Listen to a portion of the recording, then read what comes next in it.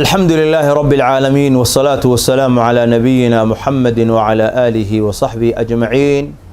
waxaan fariintan u dirayaa hooyo kaste oo waxa weeyaan aadayso u socota meelaha caan baxay ee la yiraahdo qur'aan akhriska. dad baa xarumo kireystay, boorar bay ku qorteen, qur'aan saar bay ku magacaabeen, waxa ay dawooyin ku sheegayaan oo dadka cabsiinayaan bay keensadeen, fuustooyin waaweyn bay biyo ku shubteen, ay tahliil ku magacaabayaan, hooyooyinkii iyo dumarkii baa fayl u soo gelahaya, gabar bay soo kaxaynayaan xanuunsan, waxay leeyihiin qur'aan saarka ha la geeyo.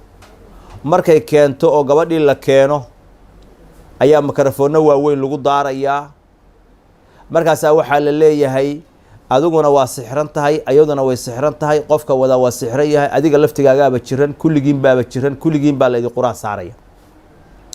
meeshaas waxaa ka socda oo waxa weeyaan fasaadka ah oo aan arkayna oo magaalada muqdisho aada ugu faafay, wax caadiya ma aha.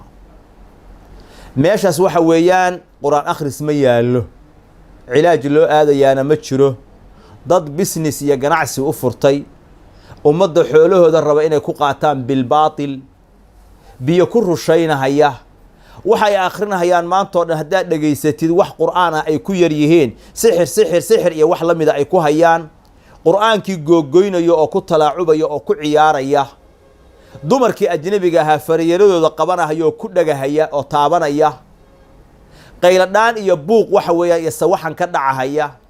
qaar ka mida waxaan arkay oo fara badan markay wax akhrinahayaan dumarkii oo dhan ayaa wada ilmaynaya oo safka ku jiray oo wada ooyahaya oo isruxahaya. kulligood waxa weeyaan qaar badan oo fiyow oo yimid markay meeshaa yimaadaan jinkii iyo shayaadiin baa lagu sii daynaya. waxay ii sheegeen rag xoogaale qaarkood inay wataan fargashi ay ugu talagaleen jinka inay kusoo xaadiriyaan, oo marka waxa weeyaan qof dadkaasi ay yimaadaan fargashigaas jinka uu kusoo xaadiro oo dadkan ay ku sii daynayaan. markaasay caamadii waxay moodayaan oo leeyihiin siduu dumarka dhan uga ilmaysiiyey, siduu uga oohiyey soo arki maysid, waa nin jinku uu ka baqa weeye, waa been iyo khuraafaad weeye. yaan lacag lagaaga qaadan, waqtina ha ku luminin. hooyada adigu qur-aanka ku akhri, adigu qur-aanka isku akhri, gabadhaada adigu qur-aan saar, adigu adkaarta akhriso, ilaahay ka magan gal.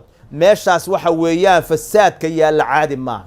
waxay raggaasi in badan ku caanbaxeen haweenka ajaanibta ah jirkooda waxa weeyaan inay taabtaan oo waxa weeyaan ay faryarada ku dhagahayaan, qaar ka mida ay qoorta qabanahayaan, qaar ka mida ay dharbaaxahayaan, qaar ka mida gacmaha ay qabanahayaan, sida ay rabaan waxa weeyaan iyo meeshay rabaan iyo xilligay rabaan ay taabanayaan. waxaa ka dhaca goobahaas kashful cawra, gabadhi intay rafato oo jin lagu sii daayo lagu diro in cawradeedii ay faydanto, ninka daawanayo wax ku akrinaya uu yahay nin ajnabi ka ah. waxa noocaasi waxa weeye cilaaj ma aha, dhaqaalaha lagu bixinayaana xaaraam weeye, saxna ma aha dariiqada iyada in lagu raadiyo caafimaad. kuwa noocaa ku shaqaysanaya oo magaalada ku soo batay oo farihii ka batay, waxaan leenahay ilaahay ka baqa. dadka beentaa ah u sheegaysaan ilaahay oga baqa, risqi xalaala meel kale ka raadsada. dadka muslimiinta ah oo xanuunsan oo idiin imaanahaya ha lugoynina. qaar ka mida waxay qorahayaan daawo dhireed ay qorayaan baa jirta oo ay leeyihiin dawadan iyo dawadan isticmaal, lacag aad u fara badan buu ka siinahayaa. dawadaasi waxaa laga yaabaa qofkaasi khatar, noloshiisa khatar gelisa inay ku keento, waayo wax la yaqaano oo la tajrubeeyey oo aqoon loo leeyahay ma aha. qaar ka midii biyahan ay ku akrinayaan waxaa laga yaabaa biyaha laftigooda waxa lagu akhriyay sixir inuu yahay baa dhici karta, oo waxa weeyaan wax lagu kalsoon yahay ma aha. dadkii waxaa arkaysaa habeen iyo maalin waa kusii socdaan. qaar mikrofoonno waaweyn markay ku shidaan oo qofka dhaguhu ay xanuunaan oo uu gacmaha saa yidhaahdo ayay leeyihiin jin buu qabaa, waa sixran yahay, qur-aanku diidaya, waa lagu gubahayaa, markaasaa lagu garaacayaa. dhegihiina waxa weeyaan qofkan dhegaha ayaa xanuunay, codkaa weyn oo laga dulshida ayuu dhibsada ma ahane, jin iyo balaayo midna ma qabo. markaasaa qofkii la garaacaya oo la tumaya, war waxba ma xanuunsanin, war dhibaata ma qabo, markaasaa le tuma, wuxuu diidan yahay, qur-aanku diidan yahay, waa jine.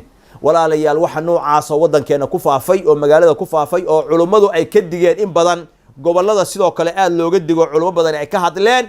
waxaan ku biirinahayaa codkii culummada mar labaad aan leeyahay, qur'aanka idinku isku daweeya, سو فاتحة ما تقانان سو قل هو الله ما تقانان قل أعوذ برب الفلق قل أعوذ برب الناس سورة ذا أتقاند إلهي وكو عافنا يا أدورا إسكو آخري قولي قدتك تشوغا كو آخري إلهي بري سبحانه وتعالى إنو عذورك كاقاضو قف أتقاند دينتيسا يا علوم النبديسا الدنيا مالنا أن كد البناهين وأن رادينهين يقول قرآن صار يقول آخري يقولي قوير وحويان طريقة دي الصحراء أهيد ومداس لكن طريقة هذا فافتي وطريقة فساد وين وكسعده هل قد دكتونادو وصلى اللهم على نبينا محمد وعلى آله وصحبه أجمعين.